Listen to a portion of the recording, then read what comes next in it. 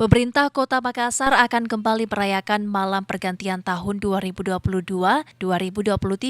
Wali Kota Makassar Muhammad Ramdan Pomanto mengaku Malam Pergantian Tahun akan diawali dengan zikir dan doa bersama untuk keselamatan Kota Makassar di tahun 2023 mendatang. Doa dan zikir bersama akan digelar di Rumah Jabatan Wali Kota Makassar di Jalan Penghibur yang akan dihadiri oleh sejumlah organisasi masyarakat, keagamaan, ulama, kepala SKPD, wali kota dan wakil wali kota Makassar, serta masyarakat umum pada pukul 18.00 atau setelah sholat maghrib sampai menjelang sholat isya. Untuk zikir dan doa bersama tahun ini pemerintah Kota Makassar itu dilaksanakan secara sederhana di Rumah Jabatan Wali Kota Makassar.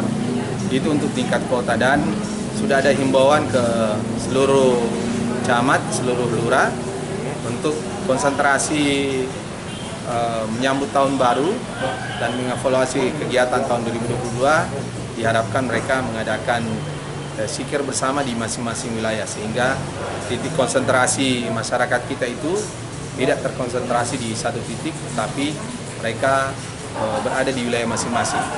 Itu yang kita sangat harapkan dan itu kita sangat harapkan dilaksanakan secara sederhana di wilayah masing-masing. Untuk tingkat kota, kalau zikir dan doa, tanggung jawab kami itu ada di Rumah Jabatan Wali Kota Makassar. Di Rujab saja. Tetap ada doa dan zikir bersama. Oh ada, habis maghrib kita launching digital, saya akan bagikan digital Quran. Dan kita himbau seluruh kecamatan bikin zikir. Wali Kota Makassar juga mengaku tetap ada perayaan kembang api di Anjungan Pantai Losari, mengingat kondisi Kota Makassar yang hening dari perayaan pergantian tahun sejak pandemi COVID-19 menyerang dunia. Kini menggelar kegiatan dengan menghadirkan banyak orang sudah mendapat izin. Ira, Fajar TV dan Fajar Radio melaporkan.